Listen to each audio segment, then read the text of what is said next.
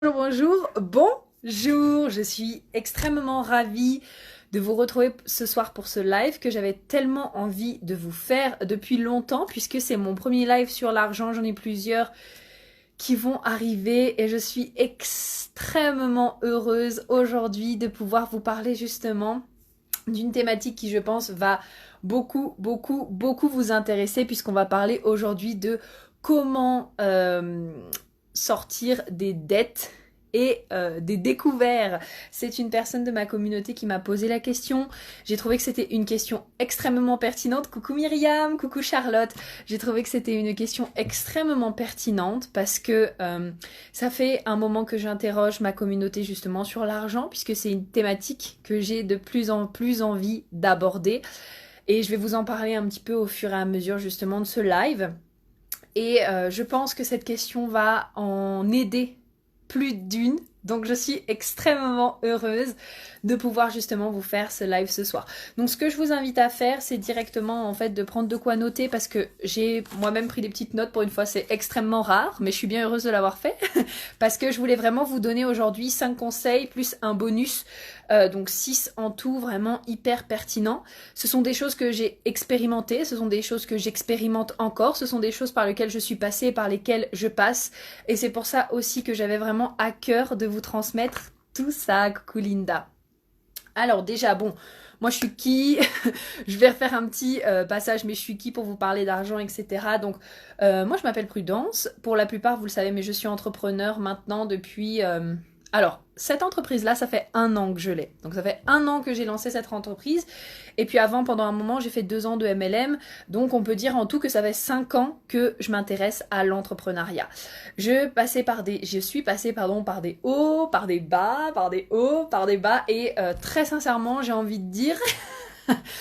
Les découvertes, premièrement, c'était mon quotidien. Et actuellement, c'est encore le cas un tout petit peu, mais justement, je suis en train de régler ça. Et c'est pour ça que j'ai envie de vous partager qu'est-ce que j'ai mis en place pour régler ça. Et les dettes, alors je ne sais pas si vous considérez le fait qu'un prêt c'est une dette. Coucou Colette, moi je ne considère pas qu'un prêt c'est une dette puisque c'est un prêt. Et on va en reparler justement après au niveau des paroles à utiliser pour avoir aussi la bonne fréquence et la bonne vibration. Déjà dites-moi un petit peu si pour vous un prêt c'est une dette, comme ça me permet de mieux savoir. Coucou ma belle Laura d'amour, je suis trop contente que tu sois là. Bonjour à tous ceux qui nous rejoignent. Bien sûr, dites-moi aussi en commentaire si vous en avez envie. Est-ce que actuellement vous êtes dans cette situation-là? Moi, ce soir, je vais être extrêmement vulnérable avec vous, puisque voilà, je vous le dis, je suis très honnête avec vous. Donc, si vous le sentez aussi de vous partager, de me partager, de nous partager, ça me permettra également de pouvoir encore mieux vous aider et de pouvoir encore plus, en fait, vous apporter durant ce live. Alors, la première chose déjà que j'ai envie... Alors, qu'est-ce que tu me dis Myriam? Quand le remboursement est fluide, un prêt, c'est ok. D'accord, ok. Super. Donc, déjà, dites-moi aussi en commentaire, comme je vous le disais, est-ce que certains ici ont des dettes? Est-ce que certains ici connaissent les découvertes? Est-ce que certains ici ont des prêts? Parce que vraiment, ça, ce live-là va être important pour toutes ces personnes-là, en fait, tout simplement. Et puis pour les personnes aussi qui veulent tout simplement mieux gérer leur argent et donc créer plus de finances. Ça, ce sera vraiment l'objet, je pense, d'un autre live. Et puis, c'est ce que je vais travailler du coup dans mon mastermind impératrice avec du coup les personnes qui l'ont rejoint. Ça va être vraiment cool. Mais en tout cas, on en reparlera, je pense, aussi lors d'un prochain live. Pour moi, un prêt, c'est une dette, mais pas vraiment lol. Je sais pas comment dire. Ok, alors déjà... Je vais vous dire quelque chose que j'ai appris récemment. Moi, ce que j'aime dire maintenant, au lieu même de dire prêt et au lieu même de dire, prêt plutôt, parce que dette c'est autre chose, mais au lieu de dire prêt, je dis simplement que c'est de l'argent que j'ai emprunté à mon higher self. C'est comme si en fait la version de moi du futur m'avait prêté de l'argent pour que je puisse réaliser mes rêves actuellement, en fait, tout simplement. Et quand déjà on se met dans cet état-là, on est là un peu en mode ah ouais, ok, bah c'est juste comme si je m'étais auto-emprunté de l'argent et que j'étais simplement en train de me rembourser et que j'étais en train d'aller vers mon rêve. Et déjà quand on commence à se dire ça, ça y est, on commence déjà à être plus fluide. La première chose par laquelle je voulais vraiment commencer à la base, c'était premièrement, c'est cool de vouloir se dire ok, je veux rembourser mes dettes, je veux rembourser mon prêt, je veux sortir des découvertes. La première chose la plus importante, c'est de faire un état des lieux. sincèrement de faire un état des lieux de vos finances. Et je sais que ça c'est quelque chose la plupart du temps qui peut faire peur. My God, combien de fois je me suis retrouvée à ne pas vouloir ouvrir l'application de mon téléphone ces 5 dernières années, très sincèrement. Enfin, 5 dernières années, non pas vraiment, mais mes 2 années où j'étais dans le MLM. Et là encore un peu récemment. Mais combien de fois je me suis dit, oh non, mais je veux pas ouvrir mon application, mon Dieu, je veux pas voir les chiffres, je ne veux pas face the reality. Sauf qu'en fait, ce qui se passe, le problème, c'est que quand on ne veut pas voir la réalité en face et quand on n'arrive pas à regarder sa situation, bah malheureusement, on ne sait pas d'où on part exactement. Et donc, pour déjà pouvoir mettre en place, on va en reparler juste après, un plan d'action justement pour pouvoir rembourser ses dettes, rembourser son prêt et arrêter d'être en découvert, ben, le plus important, c'est déjà de savoir d'où on part. Ok? Donc là, c'est vraiment important. Oui, coucou Lydie, je suis en live. C'est ma sœur. Voilà. Donc, premièrement, faites un état des lieux. Faites un état des lieux. Alors, c'est-à-dire, ok, combien vous avez exactement sur votre compte? Quelles sont les dépenses qui sortent actuellement? Est-ce que vous avez potentiellement des dépenses comme des, bah justement, on peut dire entre guillemets des memberships type Netflix, Audible, etc. qui actuellement ce sont des dépenses auxquelles vous ne faites même plus attention et que vous n'avez même plus remarqué mais qui finalement sont bien présentes? Est-ce que, je sais pas, par exemple, vous avez un forfait téléphonique que vous payez une blinde actuellement, alors que peut-être vous pouvez, je sais pas, prendre un... Typiquement, je vais vous donner un exemple, parce que moi, c'est ça que je fais. C'est que vous avez un hyper abonnement super cher Orange. Est-ce que vous pouvez passer chez Soch, pour le coup, pendant quelques temps, par exemple? Déjà, c'est vraiment de faire un état des lieux et de faire un point sur quel est l'argent qui sort, en fait, de votre compte, tout simplement. Et d'oser aller regarder et d'oser aller voir la réalité pour se dire, ok, mais en fait, je pars d'où? C'est comme un GPS, c'est comme une vision. En fait, là, on est clairement en train de créer une vision pour atteindre l'objectif qui peut être, ok, ben ce que je veux, c'est avoir 0 de balance sur mon compte en banque, par exemple. C'est atteindre 0 sur mon compte en banque, donc plus avoir de prêts, plus avoir tout ça. Ce que je veux, c'est peut-être avoir plus 1000, plus 2000. Moi, personnellement, enfin, je vous en reparlerai après de ça, mais moi, personnellement, mon objectif, en fait, ce qui a été le gros déclic pour moi et ce qui m'a fait passer vraiment et prendre là certaines décisions, c'est que mon objectif à moi, c'est de devenir multimillionnaire. Et je me suis dit, mais en fait, il y a forcément un truc qui va pas. C'est pas possible. Un multimillionnaire ne gère pas son argent comme ça. C'est pas possible que il gagne de l'argent et que d'un coup il n'y ait plus d'argent et que d'un coup il en regagne mais que d'un coup il y en ait encore moins. Donc en fait c'est vraiment de fixer votre objectif. Donc déjà définissez un objectif que vous souhaitez atteindre avec votre argent. Je vous invite tout de suite à le noter parce que là en fait c'est vraiment un live action, hein, c'est le but aussi. C'est que je puisse justement vous apporter des réponses et j'essaye de dire bonjour aux personnes qui nous rejoignent mais je n'y arrive pas donc je vais vous saluer par la voix, mais c'est de vous dire ok bon bah c'est bien de savoir où est-ce que maintenant vous en êtes par rapport du coup à vos comptes. Combien est-ce que il vous reste à rembourser, combien est-ce que où est-ce que vous en êtes, quelles sont les dépenses qui peut-être sont un peu pas forcément utiles, mais qui sont là quand même. Quelles sont les options peut-être qui peuvent s'offrir à moi? Ok, ben maintenant, c'est quoi mon objectif? Est-ce que mon objectif, voilà, c'est comme je disais, d'atteindre un 0 de balance? Est-ce que mon objectif... En fait, c'est important de pas simplement se dire, ce que je veux, c'est rembourser ma dette. Premièrement, parce que c'est pas c'est un objectif, mais c'est pas... palpable, entre guillemets, c'est-à-dire que, ouais, rembourser sa dette, c'est bien, mais en fait, si tu as 100 000 euros de dette, ce que tu veux, c'est rembourser 100 000 euros de dette. Ça, c'est un objectif. Mais faut encore changer le mot dette, en fait. Pour la simple et bonne raison que, quand tu te dis le mot dette, qu'est-ce que ça crée comme émotion chez toi? On s'entend que quand tu dis ce mot-là, tu dois être un peu comme... Ah putain, mais ça veut dire qu'il me reste 100 000 euros de dette à rembourser. Ça veut dire que je suis endettée. Ça veut dire que il y a un problème. Enfin, tu vois tout le cheminement en fait que ça peut faire dans ton esprit. Donc ici, l'objectif, ça va être aussi de faire attention tout simplement aux mots que tu vas utiliser. En fait, je suis en train de tout te dire ce que j'ai marqué sur mon post-it sans avoir besoin de le regarder. C'est tellement logique pour moi. Dites-moi si je vais un petit peu trop vite parce que c'est vrai que... Vous me connaissez, mais j'enchaîne en général les idées puisque je sais où est-ce que je veux aller et ce que je veux dire. Donc n'hésitez pas à me dire si je vais trop vite. mais c'est extrêmement important que vous puissiez changer de mot. Est-ce que ça peut être par exemple pareil, utiliser le mot ok, ben en fait je suis en train de rembourser mon higher self. Est-ce que je suis en train d'aller vers mon rêve? Est-ce que je suis en train d'aller vers mon objectif? Est-ce que vous pouvez vous dire par exemple au lieu de dire simplement je veux rembourser mes 100 000 euros de dette, eh ben ok, ce que je veux c'est atteindre 1000 euros en positif sur mon compte bancaire. Là, ça va vraiment être un objectif qui va être tourné positivement et qui va vous permettre en fait de garder, entre guillemets, d'être focus sur la bonne chose. Parce que les mots ont des vibrations, les pensées ont des vibrations, les actions que vous faites ont des vibrations, et juste le mot dette, ça n'a pas la même vibration que plus 1000 en positif sur mon compte. Ok? Donc déjà, ça va être très très très important de faire ce point-là. Objectif, avoir un mois d'avance plutôt que de dépenser l'encours. Super, donc Myriam, je t'invite à définir qu'est-ce que ça veut dire pour toi un mois d'avance. Est-ce que c'est 1500 euros? Est-ce que c'est 2000 euros? Est-ce que c'est 3000 euros? Est-ce que c'est 4000? Est-ce que c'est 5000? Est-ce que c'est 10 000? C'est vraiment important que, en fait, pour le cerveau, ce qui est important, c'est que ce soit clair. Ok? Donc, je vous invite déjà à vraiment définir un objectif qui soit clair pour lui, pour qu'ensuite, vous allez pouvoir mettre en place un plan d'action, de remboursement, ou en tout cas un plan d'action pour justement atteindre cet objectif et pouvoir l'atteindre. Donc quand je parle de plan d'action, premièrement, ça va être en fonction de l'état des lieux que vous avez fait.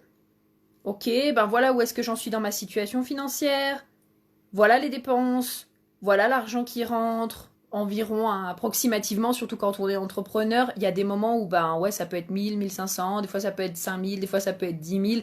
Après, l'objectif, c'est vraiment justement de créer un business qui soit stable, et ça, je pense que j'en parlerai au fur et à mesure parce que c'est vraiment quelque chose que je suis en train de créer pour justement pouvoir voir arriver les choses. Mais en tout cas, voilà, approximativement combien il y a d'argent qui rentre, combien il y a d'argent qui sort. Et donc, est-ce qu'il y a des choses qui actuellement ne sont pas forcément utiles à ma dépense, mais dans lesquelles je dépense quand même, et c'est de l'argent que je pourrais potentiellement mettre dans le remboursement. Ce que je veux dire par là, c'est que moi, ça m'est arrivé des milliards de fois. Je pense que mon prêt, la vérité, mon prêt, j'aurais déjà pu le rembourser 50 000 fois, parce que y a eu énormément de moments, en fait, où ce qui se passait, c'est que, au lieu, par exemple, de rembourser ce que j'avais à rembourser, j'investissais dans une autre formation. Mais ça, c'est parce que j'avais un travail à faire aussi sur moi, sur le fait que j'avais cette sensation que j'étais pas assez, que j'étais pas à la hauteur, que je devais avoir des connaissances en plus pour être à la hauteur, pour être prise au sérieux. C'est quelque chose qui est extrêmement ancré en moi. Et en plus de ça, c'est une de mes peurs dans ma rate définie, la porte 48. Donc je ne vous explique pas à quel point ça peut être ancré si je ne fais pas attention. Mais du coup, c'est vraiment cet aspect de, par exemple, ok, de se demander, mais est-ce que ce dans quoi je vais mettre mon argent, est-ce que c'est un objectif court terme pour ressentir du bonheur instantané? Parce que souvent, ce qui se passe, c'est que le cerveau humain, ce qu'il veut, c'est le bonheur instantané. Donc, est-ce que c'est ce que je vais mettre actuellement pour ressentir du bonheur instantané? Ou alors, est-ce que c'est en train de servir ma grande vision? Ma grande vision qui est, comme peut-être Myriam, avoir un mois d'avance plutôt que de dépenser l'encours. Ok? Est-ce que, par exemple, quand j'investis dans le dernier iPhone à 1100 euros, est-ce que réellement c'est une priorité?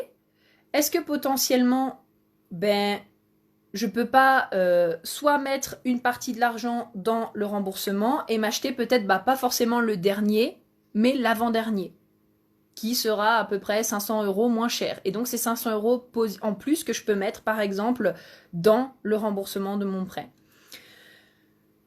Ce que je vous invite à faire aussi, c'est vraiment de voir potentiellement, est-ce que peut-être vous pouvez rembourser un petit peu plus de ce que vous le faites actuellement. Pourquoi je dis ça? Parce que ça revient un peu à ce que je vous disais avant. Si potentiellement vous voyez que vous avez de l'excédent d'argent qui part un petit peu partout, vous savez pas forcément d'où il part, ou alors c'est pour des choses qui sont peut-être pas forcément utiles, urgents, là tout de suite, dans l'instant.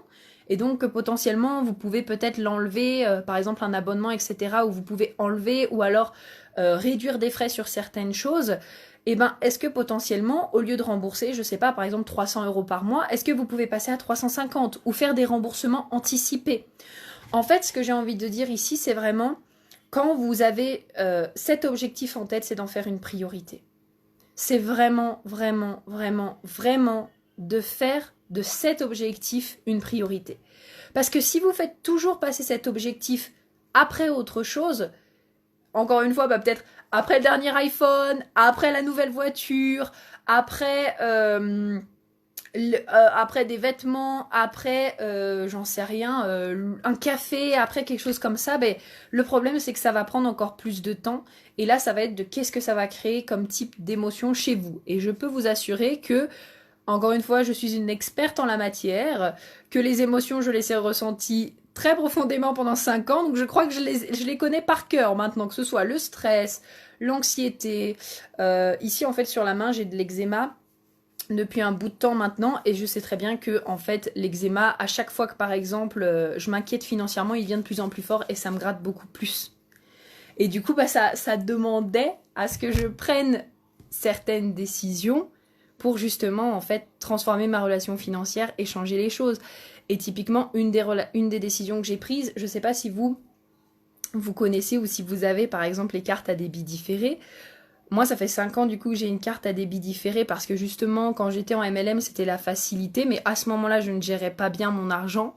Et du coup, ce qui s'est passé, c'est tout simplement que j'ai gardé cette carte. Donc en gros, pour les cartes à débit différé, vous faites vos dépenses avant, c'est-à-dire grosso modo, c'est comme si vous avez une date de débit, donc par exemple le 4, le 5, le 7 du mois. Vous faites vos dépenses dans le mois, et en fait, vos dépenses ne se retirent pas de votre compte tout de suite. Elles se retirent par exemple la date en question, le 7. Moi, j'ai une carte comme ça. Et là, en fait, c'est quand vraiment j'ai pris la décision de élever mes standards, de vraiment traiter en fait l'argent comme mon meilleur ami, que je me suis dit mais en fait c'est pas possible de ressentir ça à chaque fois.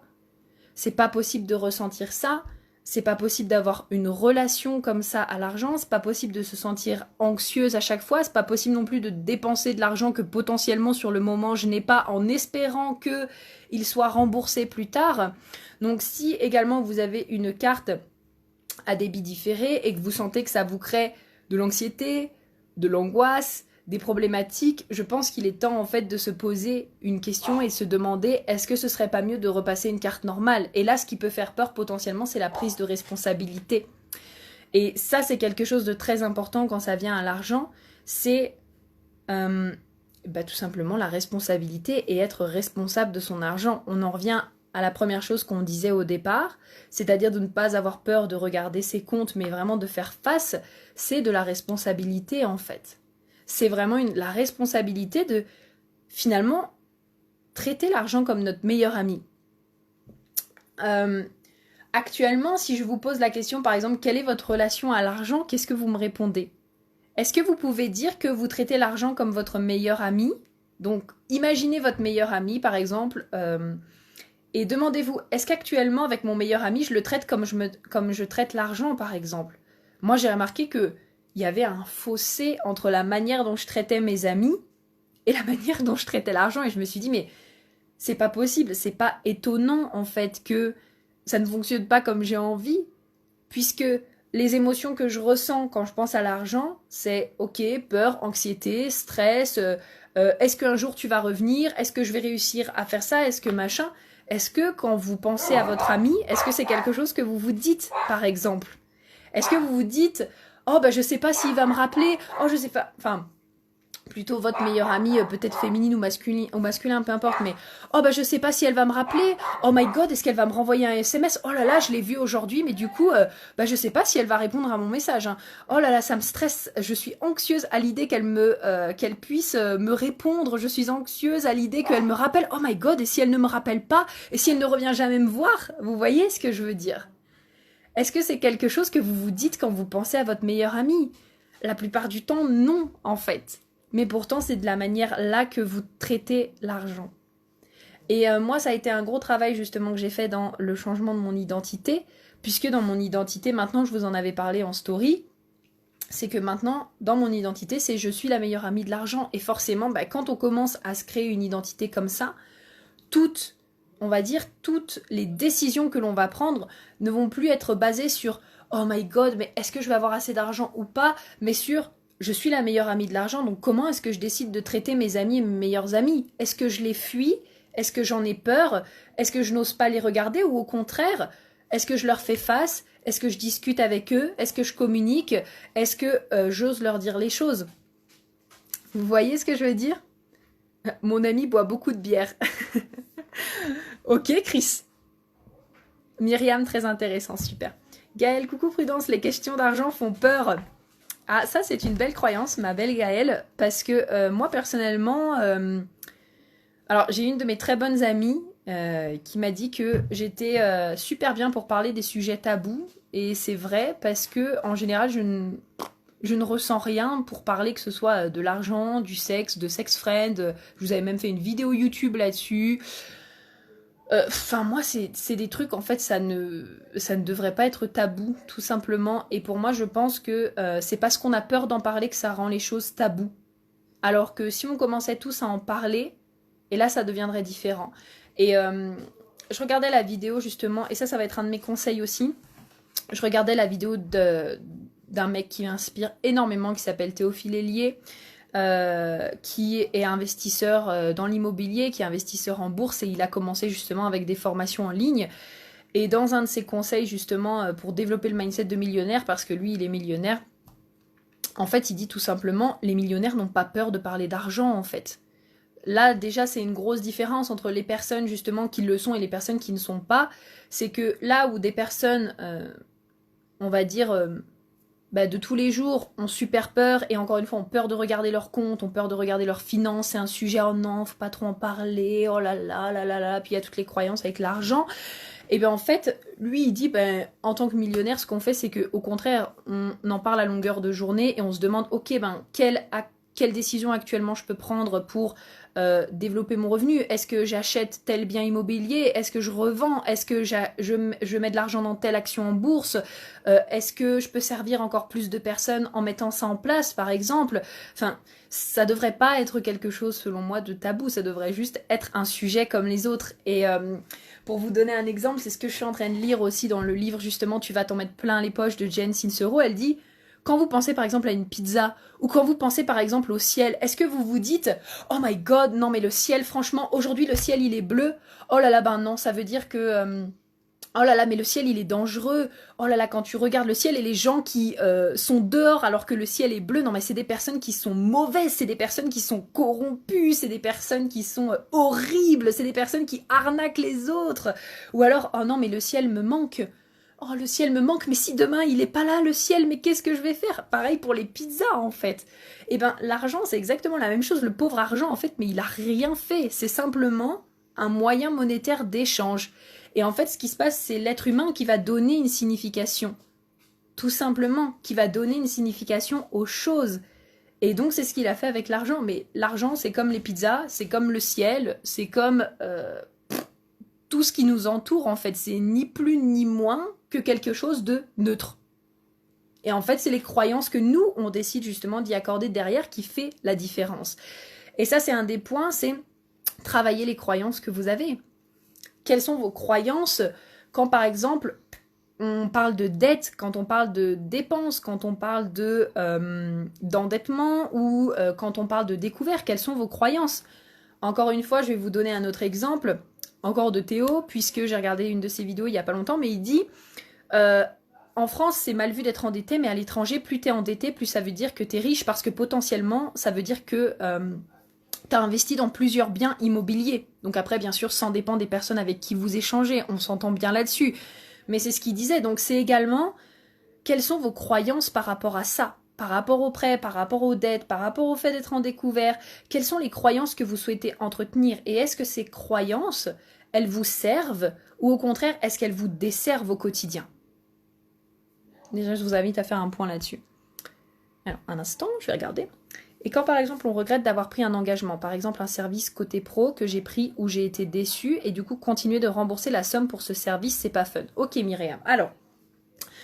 ça m'est arrivé récemment, pas de la même manière. Moi, tout simplement, c'est parce que j'avais fait un gros investissement et en fait, je me suis rendu compte que c'était un peu trop, je m'étais lancé un challenge et du coup, ben, c'était trop pour moi. Donc ce que j'ai fait, c'est que comme on n'avait pas encore commencé la deuxième partie, qui fait que j'avais payé un montant plus élevé, et ben j'ai tout simplement contacté la personne, je lui ai expliqué avec mon cœur, je lui ai dit écoute, voilà ma situation, voilà ce qui se passe, je sens que pour moi là c'est trop lourd, c'est trop dur, ça n'a rien à voir avec ton service parce que ton service je l'aime, bien sûr que j'ai envie j'aimerais pouvoir continuer, mais là pour l'instant c'est pas possible et je n'y arrive pas. Est-ce que je peux prendre la version en dessous ?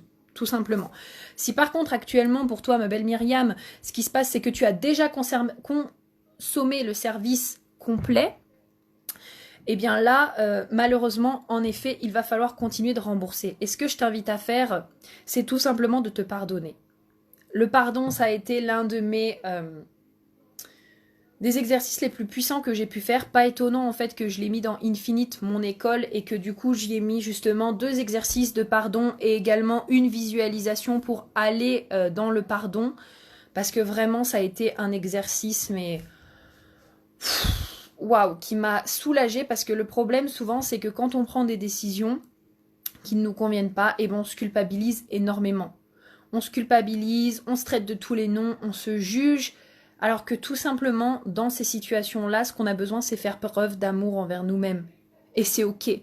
Par exemple, encore une fois, je vais reprendre l'exemple de votre meilleur ami. Si votre meilleur ami était en train de vous dire « Oh my God, j'ai fait des investissements qui sont... malheureusement qui sont pas bons, qui me donnent pas les résultats que je souhaite et je regrette, est-ce que vous allez lui dire putain mais t'es qu'une merde, t'aurais pas dû faire cet investissement, non mais t'es vraiment nul, t'as pas réfléchi, pourquoi est-ce que tu fais ça, regarde maintenant tu te retrouves à payer ça, etc. etc. Pas du tout en fait. Enfin, en tout cas, si vous réagissez comme ça, vous serez sûrement pas mon ami. Mais tout simplement, je pense que vous allez faire preuve de bienveillance et de compassion avec lui et lui dire ok, tu sais quoi, c'est ok, t'as fait ça, mais c'est ok en fait. Et utiliser les exercices de pardon et après tout simplement en tirer une leçon. Vous savez, même les gens très riches, que ce soit millionnaires, multimillionnaires, milliardaires, croyez-moi qu'ils en ont fait des erreurs, des investissements qui n'ont pas fonctionné. Et en fait, l'objectif c'est d'être vraiment à l'aise, autant à l'aise que si vous investissez 10 000 euros et que vous les perdez, que si vous investissez 10 000 euros et que vous en gagnez 20 000. Donc c'est sûr que c'est encore plus simple quand du coup vous avez de l'argent de côté, mais si actuellement ce n'est pas le cas, eh bien tout simplement ça vous donnera la conscience pour la prochaine fois de vous dire ok, tu sais quoi, la prochaine fois ce que je fais c'est que j'investis pas dans cette formation tant que je n'ai pas tant d'argent de côté par exemple. Et moi ça a été une de mes décisions. Ça a été une de mes décisions. Maintenant je me suis dit tu sais quoi, ce que je fais c'est que la prochaine formation dans laquelle j'investirai ou le prochain coaching, c'est quand je peux le payer soit en une fois, soit en 2 fois, et quand j'ai minimum 3 mois d'avance. Tout simplement. Et ça, c'est une décision à prendre avec soi-même et ça revient aussi à élever ses standards et ça revient aussi à améliorer sa relation avec l'argent également. Parce que si à chaque fois qu'il y a de l'argent qui rentre, ce qui se passe, c'est qu'il sort, c'est qu'à un moment donné, soit potentiellement il y a des croyances qui fait que vous n'êtes pas à l'aise avec l'argent, soit encore une fois, moi je l'ai imaginé un petit peu comme si vous aviez un ami à la maison. Ça a été ma prise de conscience là-dessus, mais c'est un peu comme si tu disais à un ami « Oui, coucou, super, je suis contente de t'avoir vu » et que d'un coup, vous le foutez dehors. Il est arrivé depuis 1 heure et boum, vous le refoutez dehors. Génial, je sais pas si cet ami va rester là, votre ami, longtemps en fait. Et avec l'argent, c'est pareil. Ce qui se passe, c'est qu'on peut avoir tendance à « Ok, je gagne de l'argent, super, je vais pouvoir investir ailleurs, boum » et en fait, l'argent, il part ailleurs et du coup, il a même pas eu le temps d'arriver qu'en fait, il est déjà parti. Est-ce que vous traiteriez un ami comme ça, encore une fois? Vous voyez ce que je veux dire? Donc c'est vraiment qu'est-ce que vous pouvez mettre en place tout simplement pour témoigner à l'argent que vous aimez l'avoir à vos côtés. Vraiment.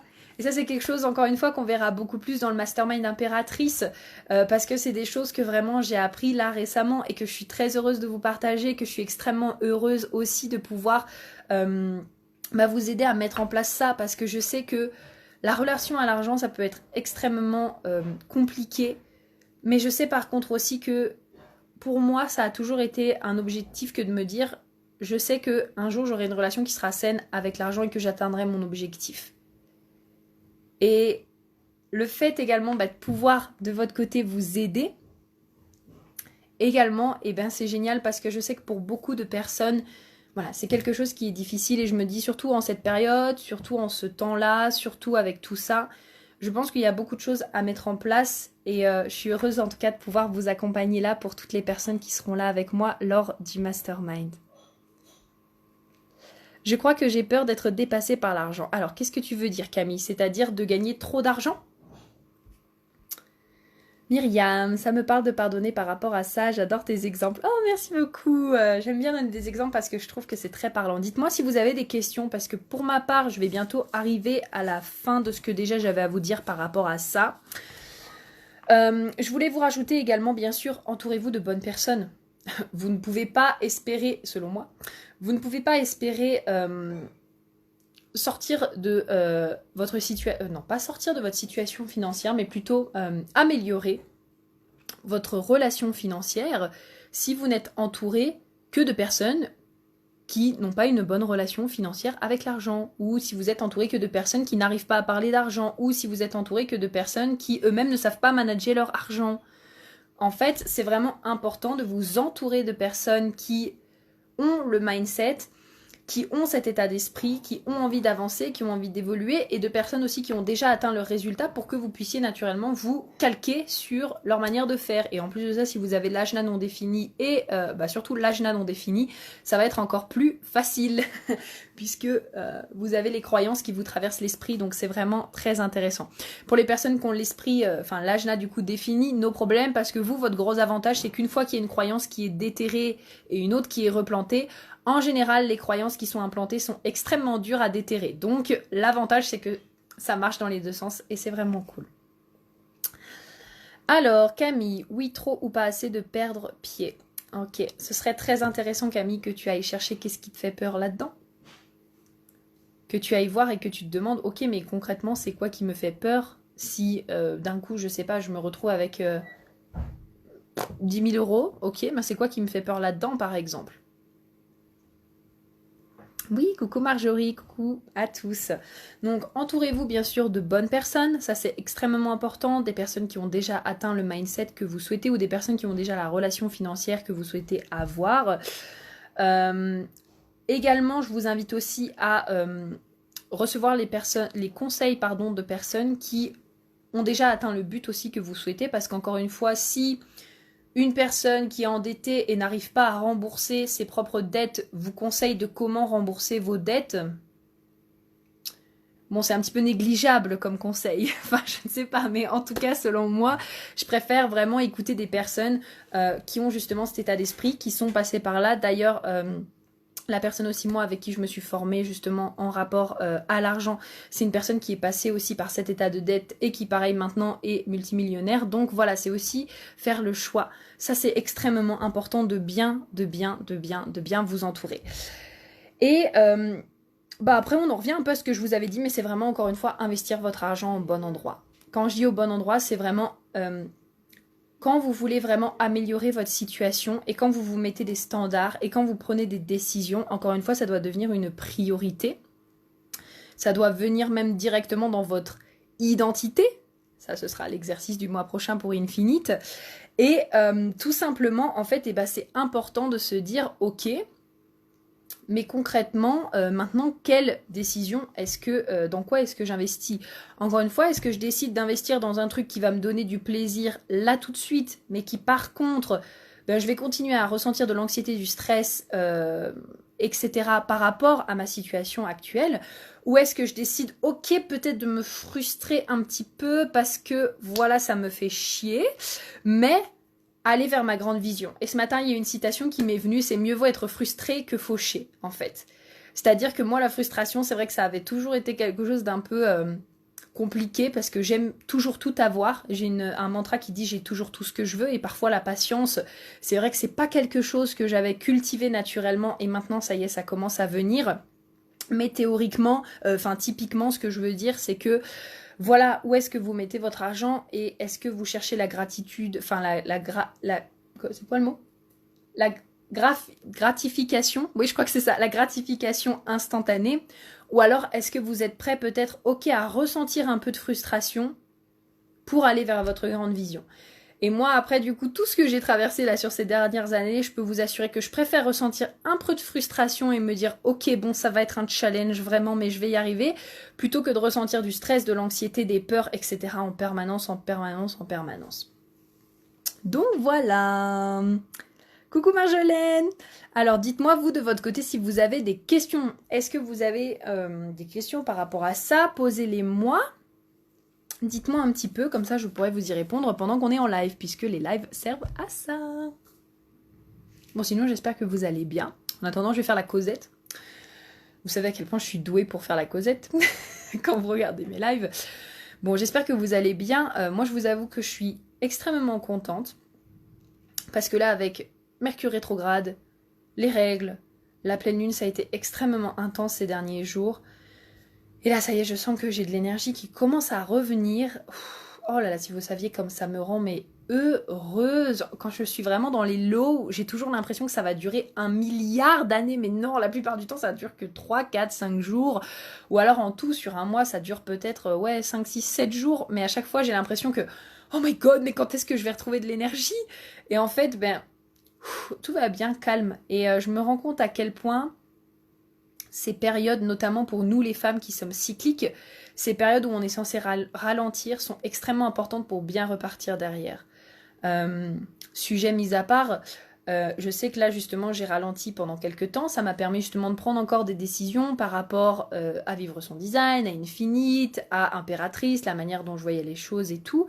Et puis également ça m'a permis d'avoir une tonne d'idées de podcasts. Et ce matin quand j'ai eu l'énergie, du coup je me suis dit yes, j'ai senti l'envie d'enregistrer des podcasts, de vous faire ce live, etc. Et tout ça c'est venu justement par le fait d'avoir pris le temps d'être, tout simplement. Wow, merci pour ce live, mais de rien Myriam, je suis contente si ça a pu t'aider, ça me fait très très très très très plaisir. Super. Bon écoutez, je pense que de votre côté tout est ok. Ah, Gaëlle, tu me dis, c'est difficile quand on a été en voyant les personnes dans le rouge autour de nous de trouver une relation saine avec l'argent. Une fois qu'on gagne bien sa vie, je trouve, je me sens coupable à chaque fois que j'achète des choses et j'ai l'impression de me ruiner alors que ce n'est pas le cas. Et les gens nous culpabilisent sans s'en rendre compte. Du coup, ça peut bloquer quand on a la possibilité de gagner plus aussi. C'est extrêmement pertinent ce que tu dis. Alors, en effet, encore une fois, c'est pour ça que je le dis, l'entourage est extrêmement important. Ce que vous avez vécu par le passé, on ne peut pas vous l'enlever. Par contre, à tout instant, et ça je veux vraiment que vous le compreniez, à tout instant, vous avez la possibilité de choisir. Est-ce que vous décidez de continuer de croire les croyances qu'on vous a inculquées quand vous étiez jeune, ou est-ce que vous faites le choix de croire des croyances qui vont vous être bénéfiques? Est-ce que ça va être simple? Oui. Est-ce que c'est facile? Non, pas forcément. Ça peut prendre du temps. Ça demande de l'investissement. Ça demande de s'observer. Ça demande d'observer son mental. Ça demande d'observer ses pensées. Ça demande d'observer ses croyances. Ça peut tout simplement être, par exemple, à chaque fois que tu dépenses, oh my god, mais je peux pas dépenser ça. Ça, c'est une croyance à choper, par exemple. Ça peut être, oh non, mais cette personne, elle payera jamais mon service ce prix. Ça, c'est une croyance à choper. Ça peut être, oh non, mais de toute façon, toutes les entreprises, dès qu'elles démarrent, elles coulent dans les 3 premières années. Ça, c'est une très belle croyance aussi à choper au passage. Et c'est vraiment d'être dans une phase d'observation de votre esprit et de vous demander, mais est-ce que je veux garder cette croyance, oui ou non? Par quoi est-ce que je décide de la remplacer? Comment est-ce que je peux m'éduquer d'une autre manière que celle que l'on m'a inculquée? Est-ce que je peux lire des livres? Est-ce que je peux m'entourer de nouvelles personnes? Est-ce que je peux rejoindre Impératrice et Infinite? N'est-ce pas? Parlons-en de tout ça. Qu'est-ce que je peux mettre en place tout simplement pour aller vers mon objectif? Le plus important ici, c'est de ne pas rester concentré sur la personne que vous êtes, mais c'est quelle personne est-ce que vous avez envie de devenir. Et oui, parfois c'est difficile. Oui, parfois ça prend du temps. Oui, parfois ça demande d'aller déterrer des trucs. Oui, parfois tu claques des doigts et ça y est, le truc est transformé. Et pour d'autres trucs, ça prend du temps. Mais le plus important, c'est de rester concentré sur quelle est la personne que je veux devenir. Cette personne, comment est-ce qu'elle pense? Quelle est sa relation avec l'argent? Ok, aujourd'hui, j'ai pas réussi, c'est pas grave, je reprends demain, il n'y a pas de problème et je continue. Je garde ma vision et je la réajuste aussi aux besoins. Enfin, moi, il a fallu du temps avant de dire que je voulais être multimillionnaire. Et encore en ce moment, je dis millionnaire. Déjà dans un premier temps, pour mon cerveau, ce soit pas trop difficile. Donc je dis millionnaire. Mais je sais au fond de moi que mon objectif vraiment long terme, genre d'ici, j'en sais rien, 10 ans peut-être, c'est vraiment d'être multimillionnaire. Ça m'a pris du temps d'être en accord avec ça, de pouvoir le dire, pas de pouvoir vous le dire à vous, mais de pouvoir simplement me le dire par rapport à l'éducation financière que j'ai eue, parce que moi, mon éducation financière, en plus, encore une fois, avec mon âge là non défini, je ne vous explique même pas toutes les croyances que j'ai pu absorber. Moi, je pense que la croyance la plus difficile à déloger, ça a été il faut travailler dur pour gagner de l'argent. Parce qu'il faut savoir que moi, toute ma famille, la plupart sont indépendants, pas entrepreneurs, mais indépendants. Mais c'est des gens qui se cassent le cul à travailler à longueur de temps. Et donc, moi, j'avais cette croyance extrêmement ancrée qui parfois refait surface, qui est en mode, bah ouais, mais en fait, si tu te casses pas le cul, prudence, tu gagneras pas d'argent. Mais non, j'ai eu la preuve du contraire. J'ai eu la preuve quand j'ai sorti pour la première fois Vivre son design. J'ai eu 3 personnes qui se sont inscrites. Là, quand j'ai sorti Impératrice, j'ai déjà 2 personnes qui se sont inscrites. Je n'ai, en fait, très sincèrement, je n'ai eu aucun effort à faire. J'ai simplement eu à proposer mon service et les gens alignés avec ce service me sont contactés. Donc en fait, oui, ça peut être simple. Oui, ça peut être facile. Oui, ça peut être ok. Et oui, bah, ça demande d'oser aller regarder ses croyances. Ça demande d'aller faire face. Ça demande de travailler sur son mindset. Ça demande de travailler sur son état d'esprit. Mais c'est possible. Et le tout, c'est vraiment de rester connecté à sa vision. L'impératrice au tarot, en plus, c'est la carte de la créativité, de la communication et de sa prise de place en tant que femme. Oh, mais Marjolaine, c'est tellement génial. Oh, tu sais que j'ai des tarots. Je connais très bien la carte de l'empereur parce qu'elle sort souvent. Mais l'impératrice, je ne la connaissais pas assez pourtant dans le tarot... Light Sears, c'est une de mes cartes que je trouve vraiment magnifique et vraiment je te remercie pour ça Marjo, ça me fait très plaisir, merci beaucoup. Et ensuite, oui, je voulais terminer en disant ça, pour la culpabilité Gaëlle, alors premièrement que les autres te font ressentir. Premièrement, ça je veux le dire aussi, on fera sûrement un live là-dessus, tu es responsable, donc nous sommes tous responsables de comment est-ce que l'on décide de se sentir. Pour moi, la seule chose dont on n'est pas responsable, c'est comment la personne le dit. C'est-à-dire que pour moi, quand une personne s'exprime, c'est sûr que si elle vient t'agresser en mode oh purée, mais tu fais de la merde avec ton fric, non mais sérieux, t'es vraiment débile, comment tu peux faire des choix comme ça? Là oui, je pars du principe que là, on n'est pas responsable. Enfin, franchement, la personne pourrait être plus cool. On est toujours responsable de voir comment est-ce qu'on décide de le recevoir, mais je comprendrais que là, c'est un peu difficile de rester sympathique. Par contre, on est toujours responsable de comment est-ce qu'on décide de se sentir quand quelqu'un nous dit quelque chose. Alors ça, c'est pareil, ça demande du travail, ça demande de revenir dessus, ça demande un entraînement, surtout si on n'a jamais pris conscience de ses émotions ou qu'en général, on se laisse dépasser par ses émotions. Mais le meilleur exemple que je peux vous donner, c'est par exemple, quand vous avez 2 personnes en face, vous pouvez leur dire exactement la même chose sur le même ton. Il y en a une qui pourra s'être énervée, triste, déçue, pleurer, être en colère, et l'autre qui sera là. Ah ok, bah c'est cool. Typiquement, j'adore donner l'exemple de ma sœur, ma petite sœur Lydie. Ma petite sœur, on peut lui dire oh là là, mais je sais pas, par exemple, c'est moche ce que tu portes, c'est pas beau. Elle va dire c'est cool ton avis, mais en fait, je m'en fous parce que moi j'aime. Alors qu'une autre personne, si on lui dit ça, elle va se dire oh, mais my god, mais c'est vrai, en fait, c'est moche ce que je porte, ça veut dire que je suis moche, ça veut dire que ça me va pas. Et en fait, c'est les pensées que vous allez développer par rapport à ce que la personne vous dit qui va créer l'émotion chez vous. Donc là, encore une fois, ça va vraiment demander un travail de mindset, un travail aussi simplement de gestion d'émotions et puis tout simplement de comment est-ce que vous décidez de réagir quand une personne vous dit quelque chose. Encore une fois, est-ce que c'est facile ? Ça demande de l'entraînement. Moi, il y a des personnes, bah oui, parfois je perds patience, parfois j'en ai ras-le-bol, parfois j'aime pas comment elles me parlent, parfois c'est moi qui m'énerve sans raison. Enfin, voilà, c'est normal en fait. On est des êtres humains et c'est un travail de tous les jours et c'est ok. Et donc, pour la culpabilité, par contre, c'est vraiment, encore une fois, le pardon. Le pardon, c'est le meilleur exercice. En plus, Gaëlle, tu es dans Infinite, donc je t'invite vraiment à faire les exercices de pardon dans Infinite parce que c'est vraiment...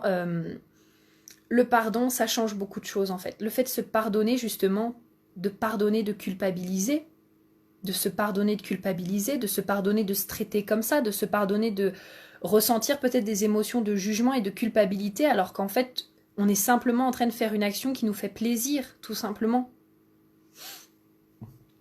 et ben voilà, c'est top. Le jour où je pourrai penser ça, ce sera magnifique. Merveilleux, ma belle, j'adore. J'adore. Bon bah voilà les amis, écoutez, je pense que je vous ai tout dit. Si vous avez d'autres questions, vous pouvez toujours les mettre en commentaire sous ce live ou bien sûr venir me parler en MP, ce sera avec plaisir. Je vous remercie vraiment d'avoir été présente et présent. Et puis bah écoutez, je vous embrasse et je vous souhaite vraiment une merveilleuse soirée. Gros bisous à tous.